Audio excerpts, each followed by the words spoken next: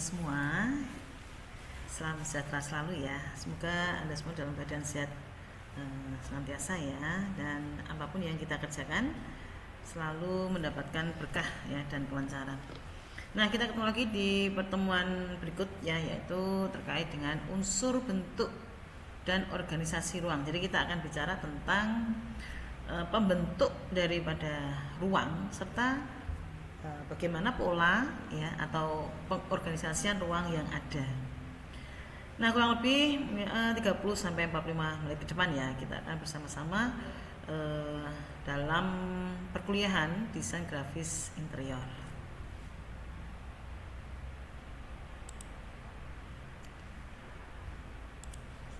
Nah, dalam hal ini unsur pembentuk ruang ya, untuk teori paling basic ya, unsur-unsur utama timbulnya suatu bentuk itu bermula dari adanya titik, garis, bidang, dan ruang ya. Itu pastinya Anda tahu bahwa kan dari semenjak kita kecil ya, kita terbiasa nih main titik-titik kan, kita ambil ballpoint ya, terus kita menulis sesuatu ya, walaupun mungkin belum bisa menulis ya atau bahkan baca ya, tapi kita sudah belajar tentang titik ya. Nah, itu merupakan ya, titik itu menunjukkan posisi dalam ruang.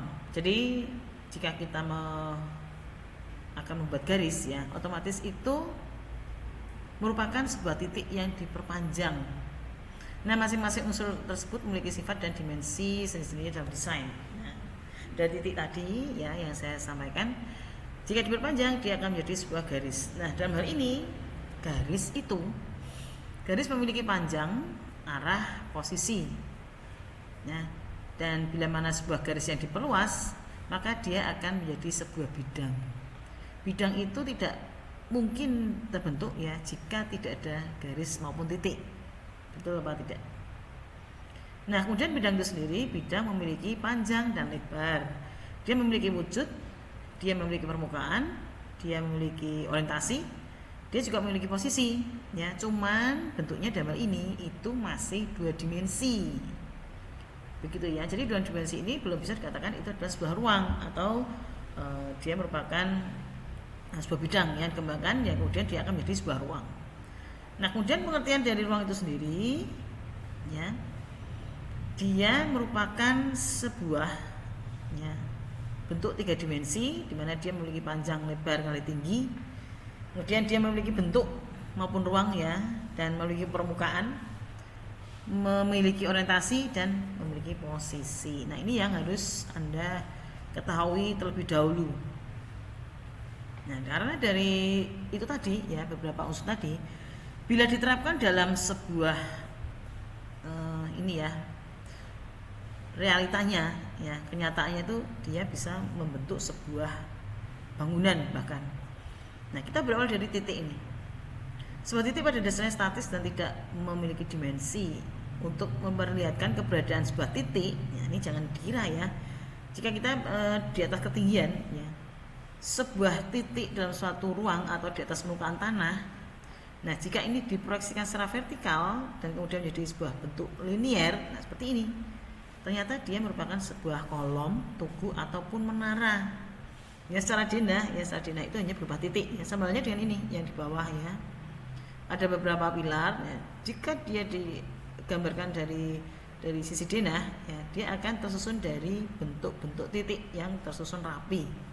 Setiap elemen kolom dalam gambar denah akan terlihat sebagai sebuah titik, oleh karena itu tetap mengandung ciri visual sebuah titik. Dua buah titik memiliki sebuah garis yang menghubungkannya, meskipun titik tersebut memberikan panjang tertentu pada garis, dan garis itu juga dapat dianggap sebagai segmen dan garis yang panjangnya tidak terbatas. Seperti itu ya. Jadi jangan kita menyepelekan istilah titik ya. Bahkan titik ini ya, jika dalam bentuk visualnya itu adalah ternyata sebuah bangunan, sebuah monumen ya, seperti itu. Nah, kemudian dua titik dapat menunjukkan sebuah sumbu yang terletak tegak lurus terhadap garis yang dilukiskannya, di mana keduanya adalah simetri ya. Dan karena sumbu tersebut panjangnya tidak tinggi, maka dalam beberapa hal sumbu tersebut menjadi lebih dominan dibanding dengan garis yang dilukiskan tadi. Nah ini ya, ini terlihat seperti bayangan ya, hanya bayangan ya.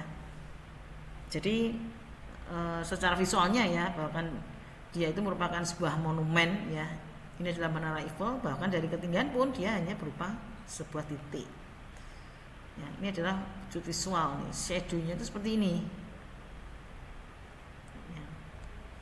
Nah kemudian lanjut garis ya, dari bentuk visual 3 dimensinya ya, ini adalah salah satu beberapa contoh ya, membuat maket begitu, bahwa sebuah titik berpanjang akan menjadi sebuah garis ya, dan secara konseptual sebuah garis memiliki panjang tapi tidak memiliki lebar ataupun tinggi. Garis dalam hal ini adalah unsur penting dalam pembentukan setiap konstruksi visual, di mana sebuah garis visual mampu memperlihatkan arah pergerakan serta pertumbuhannya. Ini kan garis ya, kalau kita lihat denahnya ini atau tampak atas ya, ini adalah garis, dan dia itu menghubungkan satu bidang dan bidang yang lain ya. Garis dapat menghubungkan, mendukung, melilingi atau memotong elemen visual lainnya. Jadi dia juga dapat melakukan cross ya, atau memotong, baik itu vertikal, horizontal atau diagonal. Bahwa garis dapat menggambarkan adanya sisi-sisi yang memberikan wujud pada bidang. Ya, ini ya, seperti ada batas kan, dan itu adalah merupakan garis. Ini katakan ini ada sebuah kawasan ya. Jadi garis dapat menegaskan sifat-sifat permukaan bidang. Ya. Ini adalah miniatur ya, miniatur yang dalam bentuk maket. Kemudian bicara tentang bidang, bahwa sebuah garis yang diteruskan ke arah yang berbeda dengan arah asalnya maka akan menjadi sebuah bidang. Dan pada dasarnya sebuah bidang memiliki panjang lebar tapi tidak memiliki tinggi karena masih bentuknya 2 dimensi ya. Dalam komposisi suatu konstruksi visual, suatu bidang berfungsi untuk membentuk batas-batas sebuah volume, dan bila arsitektur sebagai seni visual menguraikan secara spesifik tentang formasi volume, massa, dan ruang 3 dimensi, maka bidang yang seharusnya dipandang sebagai unsur kunci dalam pembendaharaan perancangan arsitektur. Jadi secara visualnya ya, kalau kita bicara tadi berasal dari titik, kemudian titik menjadi garis, kemudian dia merupakan sebuah bidang. Kemudian 2 bidang ya, ada dinding dan lantai, kemudian 3 bidang ya, tapi dia tidak punya volume.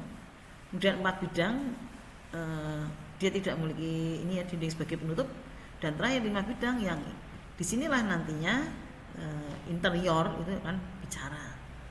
Dalam perencanaan arsitektur terdapat 3 jenis bidang, yaitu bidang atas, dinding, dan dasar atau alas ya. Nah, untuk lebih jelasnya seperti ini. Ini katakan ini sebuah manusia atau pengguna ruangan ya. Nah, di sini dia berdiri dengan dibatasi oleh bidang atas, bidang dinding, dan bidang dasar atau bidang alas. Bidang atas pengertiannya adalah bidang merupakan atap yang melindungi ruang interior terhadap unsur-unsur iklim, ataupun bidang langit-langit yang menjadi penutup atas suatu ruang. Nah, di sini nanti interior juga bicara, dia bicara tentang plafon, dia bicara tentang ornamen hias yang ada di plafonnya ya. Belum lagi materialnya, belum lagi bentuk, misalkan kalau kita bicara tentang atap ya, belum lagi bicara tentang bentuk atapnya. Jadi apapun itu yang berada di atas. Kemudian bidang dinding memiliki orientasi vertikal, sangat menentukan dalam pembentukan dan membatasi ruang arsitektural. Nih bidang dinding ya. Jadi bila mana itu tidak ada bidang dinding, maka itu tidak ada sekat ya atau pembatas antara ruang, yang mana nantinya itu bidang dinding. Untuk lebih jelasnya ada di materi berikutnya ya. Bahkan dinding itu dia selain berfungsi untuk secara struktural, dia juga sebagai penyekat ruangan ya. Banyak sekali yang bisa dilakukan terkait dengan perancangan interior, tentang terkait dinding ya, tentang wallpaper, tentang finishing cat, tentang pelapis dinding ya, katakan batu alam dan lain-lain ya. Kemudian bidang dasar atau alas berupa bidang permukaan tanah yang berfungsi sebagai dasar fondasi atau dasar visual bentuk bangunan. Bidang lantai tersebut yang membentuk permukaan tutupan bawah suatu ruang akan menjadi dasar untuk berpijak. Ya, terkait dengan interior kita bicara tentang penutup lantai, bisa keramik ya, bisa kayu, bisa juga penutup lantai tapi sekaligus dekorasi ruang ya, seperti karpet dan sebagainya. Nanti lebih jelasnya juga ada di materi selanjutnya. Nah, sebuah bidang memiliki sifat-sifat ukuran, wujud, warna maupun tekstur. Sifat-sifat suatu bidang dan hubungan antara satu dengan yang lainnya akan menentukan ciri-ciri visual dan mutu ruang yang terbentuk di dalamnya. Nah, ini hasilnya adalah seperti ini. Ya, ini merupakan gabungan ya dari beberapa unit atau bentuk massa yang diatur sedemikian rupa sehingga dia membentuk ruang. Katakan ini adalah miniatur sebuah bangunan komersial misalkan. Ya, ini ada pintu masuk, kemudian di sini ada ruang-ruang ya, kemudian ada beberapa lantai di situ. Dari lantai 1 ada di basement, lantai 1, lantai 2 dan seterusnya ya. Nah, dengan konsep arsitektural minimalis ya. Nah, bisa jadi seperti ini nanti bentuknya ruang tersebut. Bicara tentang ruang dan massa, ya, bidang-bidang dalam arsitektur membentuk volume massa ruang dan ruang 3 dimensi. Nah, bentuk adalah ciri utama yang menunjukkan suatu volume. Nah, hal ini ditentukan oleh wujud dan hubungan antara bidang-bidang yang menggambarkan batas-batas serta volume tersebut. Di dalam arsitektur sendiri, ya, suatu volume dapat dilihat sebagai bagian dari ruang yang terdiri dan dibentuk oleh dinding, lantai, dan langit-langit yang tadi sudah saya sampaikan di awal. Nah, hal ini dapat dimengerti sebagai kualitas ruang yang ditempati oleh massa bangunan. Nah, sangat penting untuk Anda untuk memahami keduanya, khususnya saat membaca rencana ortografik tampak maupun potongan. Seperti ini ya. Jadi ini diasumsikan katakan seperti ujung ya, seperti busur panah begitu, katakan ini adalah mata panahnya. Ia membentuk sudut di pojok ya, membentuk ujung gitu. Nah, bentuk seperti ini sebenarnya ini bukan tanpa fungsi ya. Dia kalau secara estetis dia adalah sebagai penyeimbang dari bangunan yang ada di sebelahnya atau di seberangnya. Ya, kalau Anda lihat yang dimensinya hampir sama, lebarnya, panjangnya ya. Cuma dalam hal ini memang dia tidak ada fungsi sebagai ruang dalam arti yang sungguhnya kan, hanya sebagai bentuk estetik aja. Ya. Nah, bagaimana ruangan bangunan itu atau ruangan itu bisa mempunyai nilai estetik ya. Nah, seperti inilah. Ya, jadi satu dia sebagai konstruksi ya, bisa jadi di daerah sini adalah topografinya mungkin berbukit ya, ini adalah penguat, tapi dia sekaligus sebagai elemen estetiknya seperti itu. Hubungan simbiosis antara bentuk massa dan ruang dalam arsitektur dapat dipelajari dan dijumpai pada beberapa skala yang berbeda ya, untuk memperhatikan bukan hanya sebagai bentuk bangunan tapi juga pengaruhnya terhadap ruang yang di sekitarnya. Pada skala tampak suatu bangunan ada bermacam-macam strategi untuk menghubungkan satu bentuk bangunan terhadap ruang sekitarnya. Nah, ruang-ruang ini ya atau suatu bangunan ya dapat membentuk dinding sepanjang sisi tapak dan membentuk ruang-ruang luar yang positif. Permukiman seperti ini banyak ya, bisa Anda jumpai itu di daerah Kudus sana. Jadi mereka membentengi ya hunian mereka itu dengan pagar-pagar ya. Jadi dari luar itu secara fasad bangunan itu mungkin tidak terlihat seperti hunian masyarakat pada umumnya, karena aktivitas yang ada itu ada di dalam ya. Jadi hanya tampak luarnya hanya pintu kecil seperti ini ya. Beberapa hunian ini ya tradisional masyarakat itu, di masyarakat kita lokal itu sebenarnya kaya ya akan nilai-nilai kearifan lokal ya. Jadi dulu mungkin ya dia fungsinya untuk membentengi atau pertahanan ya, tapi selanjutnya perkembangan selanjutnya itu kan nanti dia bisa dikatakan tuh kayak seperti itu ya, bangunan peninggalan ya atau cagar budaya. Suatu bangunan dapat mengelilingi dan melingkupi suatu halaman atau ruang atrium di dalam volumenya. Ini ada ruang terbuka di sini. Boleh dikatakan adalah ruang atrium. Suatu bangunan dapat menyatukan ruang interior dengan ruang luar pribadi pada suatu tapak yang dipagari oleh dinding tembok. Kemudian suatu bangunan dapat melingkupi sebagian tapaknya sebagai ruang luar. Nah, kalau kita bicara tentang organisasi ruang, ada beberapa organisasi yang bisa diimplementasikan terhadap kajian ruang yang tadi di awal saya sampaikan ya. Ada organisasi terpusat, ada organisasi linier, radial, cluster, dan grid. Nah, mana yang seringkali digunakan ya konsep organisasi ruang seperti ini? Kita ketahui dulu ya untuk definisinya atau deskripsi pengertiannya ya. Organisasi terpusat merupakan sebuah ruang dominan terpusat dengan pengelompokan sejumlah ruang sekunder. Jadi pusat kegiatannya ada di tengah, ya, bangunan utamanya. Kemudian bangunan sekunder atau ruang-ruang sekunder itu ada di sekelilingnya. Katakan di tengah itu masjid, ya.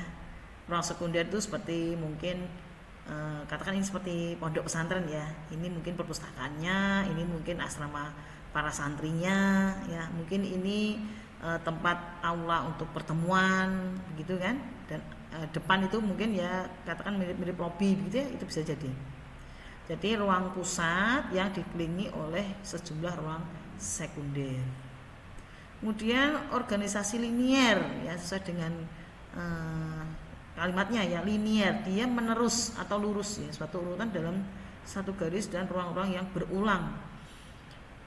Ya, seperti kelas ya, kelas di kampus itu dia berjejer ya, membentuk organisasi linier. Dia berjejer berderet ya, kemudian dihubungkan dengan selasar atau koridor. Kemudian organisasi radial.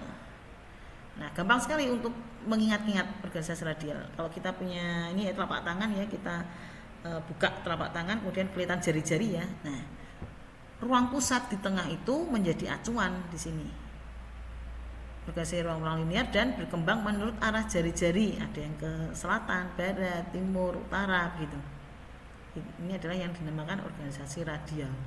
Sedangkan organisasi klaster itu adalah berkelompok ya, berkelompok ruang berdasarkan kedekatan hubungan atau bersama-sama memanfaatkan suatu ciri atau hubungan visual. Makanya banyak sekali istilah perumahan klaster gitu kan. Jadi dia berkelompok, bahkan untuk perumahan klaster yang sudah berkembang ya, di dalamnya itu sudah lengkap dengan fasilitas umum seperti ruang bermain anak atau playground ya, kemudian ada bahkan ada klinik, ada sekolah ya, dari playgroup, kemudian dari mungkin SD, TK, SD, bahkan SMP ya.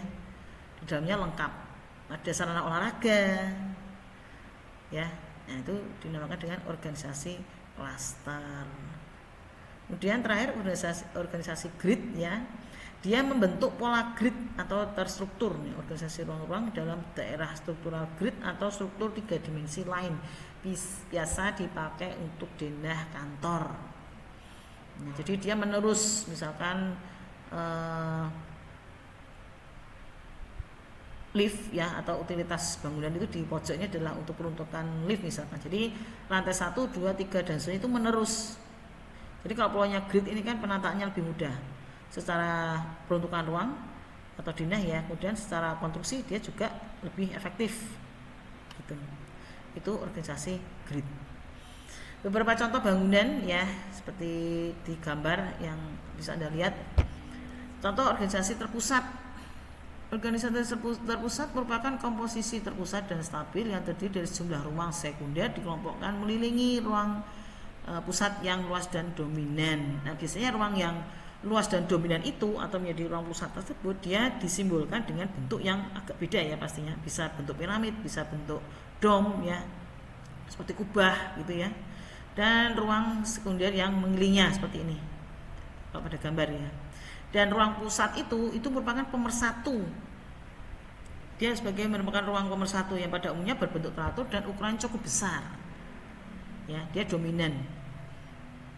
Ya, itu adalah masuk dari organisasi terpusat. Tapi beberapa bentuk yang lain ya, ini alternatif. Ruang sekunder ini anda lihat tidak hanya berupa kotak ya, dia berupa segi berapa ini? Segi 5 ya. Kemudian dikelilingi ruang sekunder ya, ini juga bentuk pusat dari bentuk kubus ya, sekelilingnya bentuk persegi panjang. Kemudian dengan ruang sekunder itu dengan berbagai alternatif bentuk desain yang lain seperti ini. Tapi intinya yang tengah itu adalah yang dominan, yang pusat dan dominan ya. Ruang-ruang sekunder dan suatu organisasi mungkin setara satu sama lain dalam fungsi, bentuk, dan ukuran, menciptakan suatu konfigurasi keseluruhan yang secara geometris, teratur, dan simetris terhadap dua sumbu atau lebih.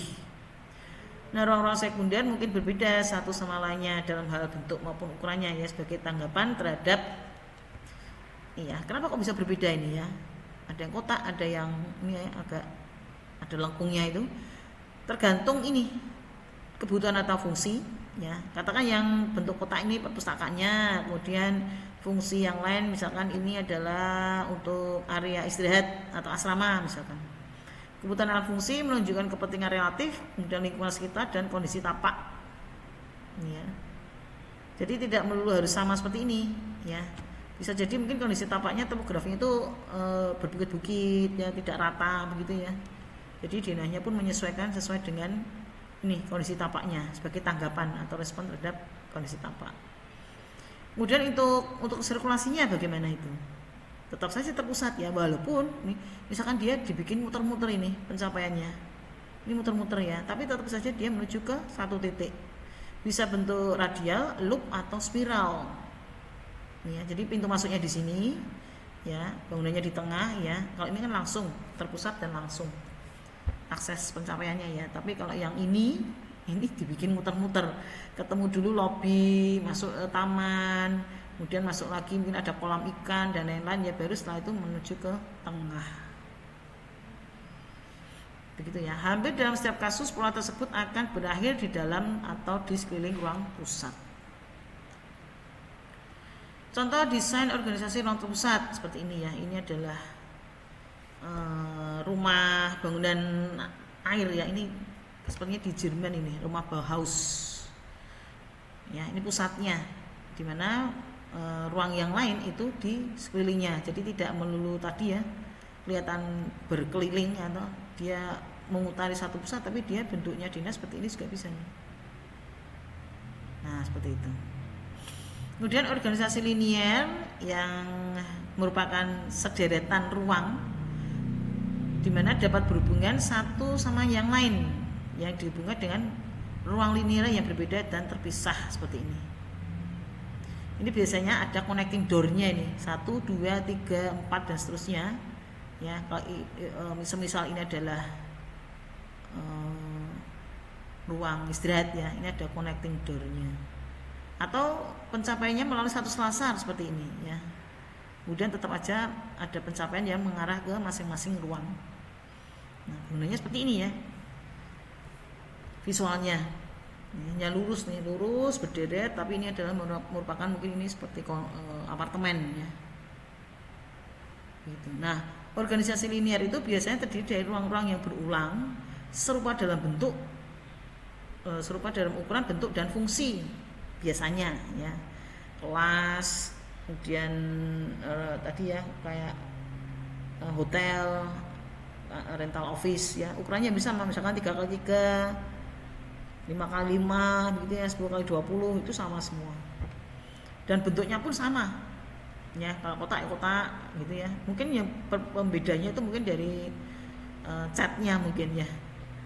Atau dari tampilan bangunannya. Tapi secara ukuran, dimensi, bentuk, fungsinya sama. Nah, ruang-ruang yang secara fungsional atau simbolis penting keberadaannya terhadap organisasi dapat berada dimanapun sepanjang itu dalam satu rangkaian linier. Derajat kepentingannya ditegaskan melalui ukuran, bentuk maupun lokasinya. Nah, ini beberapa alternatif denah ya, jadi tidak melulu menurus aja, tapi di sini ada beberapa alternatif desain ya. Misalkan ini ruangan, di tengah itu adalah taman, ya, yang bulat ini taman, kemudian ruangan lagi. Atau penempatan tamannya di ujung dan ujung, ya. Ataupun seperti ini, ya, di selang-seling, ya. Ataupun seperti ini lagi yang keempat ini, penempatan ruang penting di luar organisasi linier. Ya, ini selasarnya ya, ini atau jalan pencapaiannya untuk akses pencapaian. Ya, tidak hanya lurus ya, tapi bisa dimodifikasi ya, seperti pada gambar. Nah, bentuk organisasi linear bersifat fleksibel dan dapat menanggapi terhadap berbagai macam kondisi bentuk tapak. Tapak itu lahan ya, atau istilahnya lokasinya atau site-nya.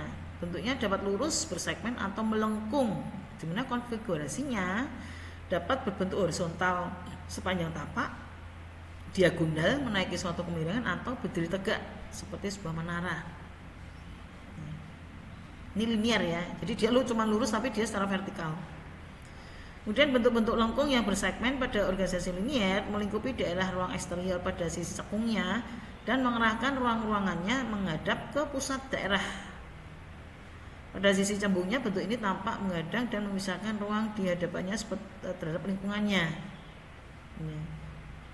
Tapi itu berderet, itu yang kata kuncinya ya, berderet dengan fungsi yang sama, bentuk serta ukuran. Contoh desain organisasi linear nih. Nah, ini kan berjejer ya. Walaupun kalau dilihat dari Saladina ini hampir sama nih. Walaupun ini agak-agak beda ya, dimensi ukurannya beda, tapi ini fungsinya sama. Begitu ya. Kemudian lanjut organisasi radial seperti ini. Memadukan unsur-unsur organisasi terpusat dan linear. Organisasi ini terdiri dari ruang pusat yang dominan, di mana sejumlah organisasi linear berkembang menurut arah jari-jari. Ya, kalau kita membuka telapak tangan kita ya dan membentangkan jari-jari itu kan seakan-akan membentuk jari-jari ya. Nah, itu perkembangannya seperti itu.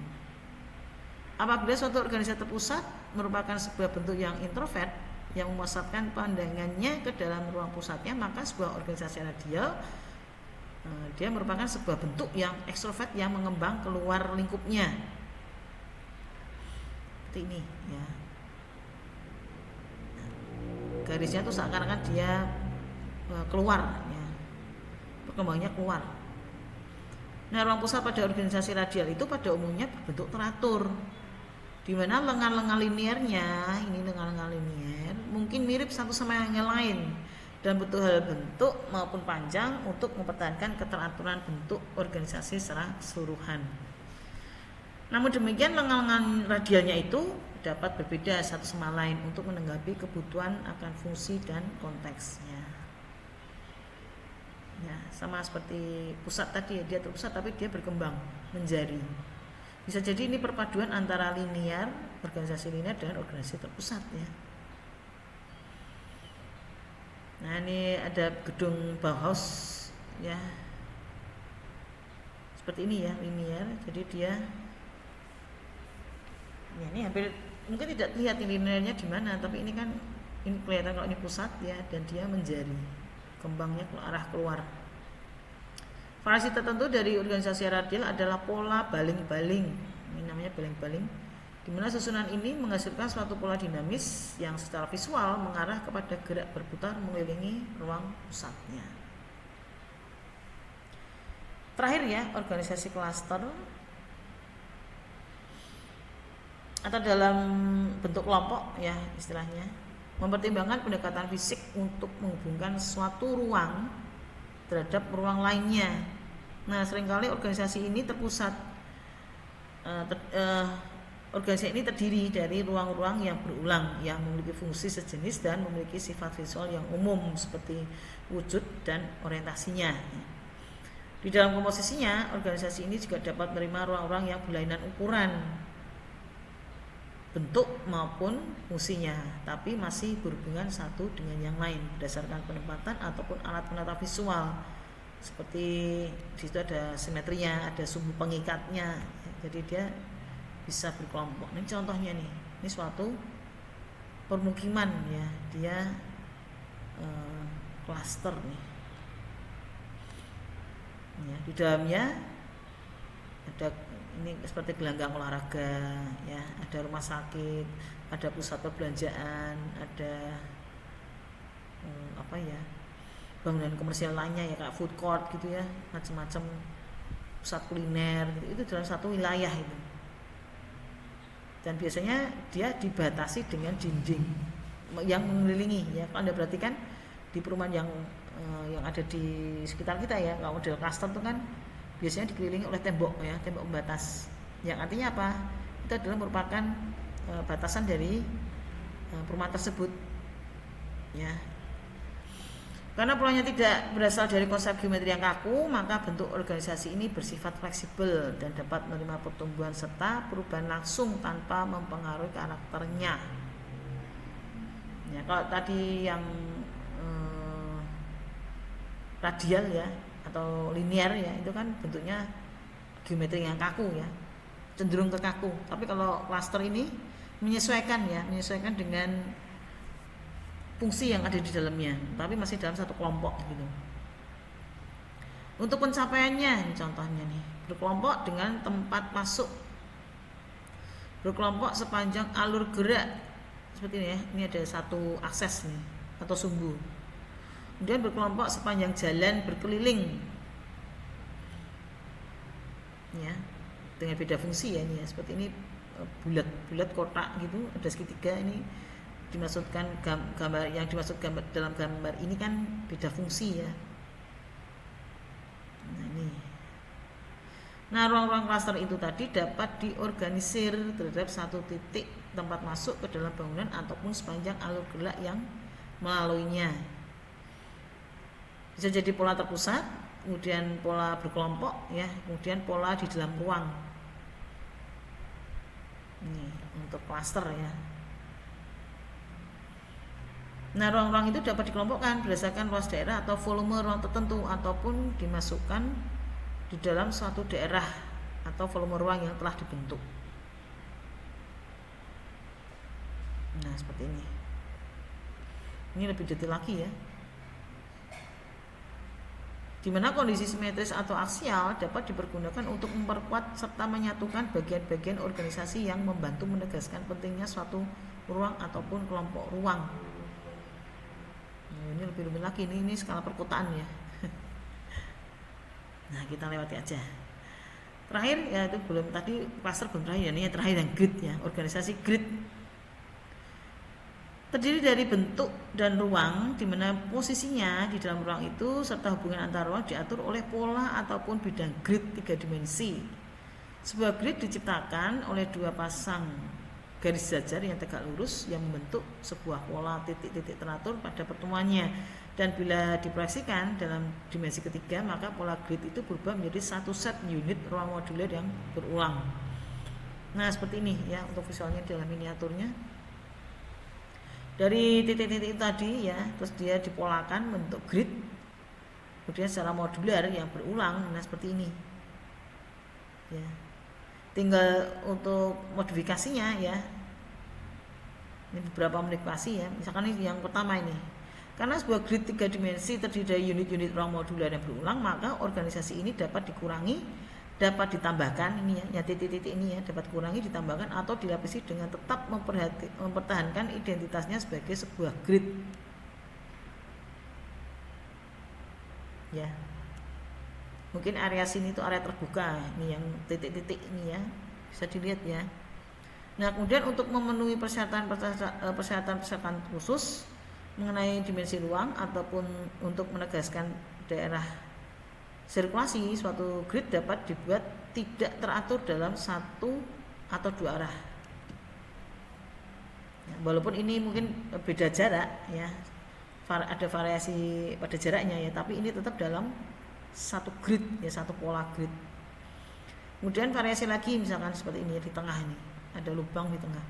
Bagian-bagian grid dapat digeser untuk mengubah kontinuitas visual ataupun kontinuitas ruang yang melampaui daerahnya.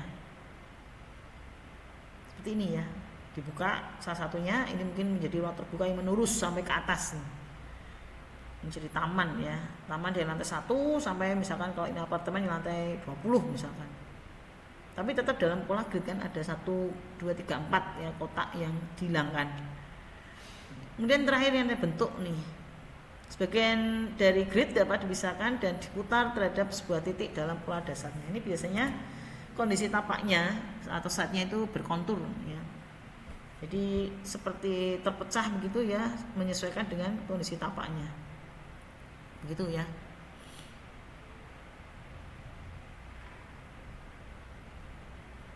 Nah ini banyak sekali dijumpai di gedung perkantoran, bangunan komersial begitu ya, yang menggunakan sistem grid atau organisasi grid.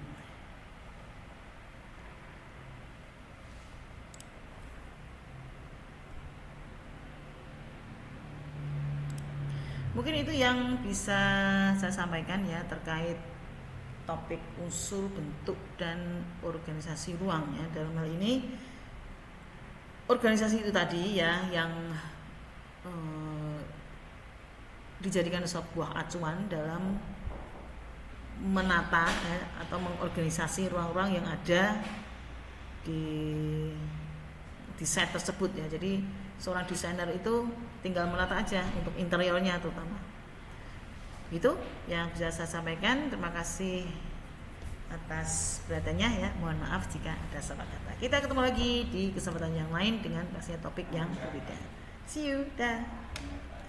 Sehat selalu dan semoga diberkahi Tuhan ya.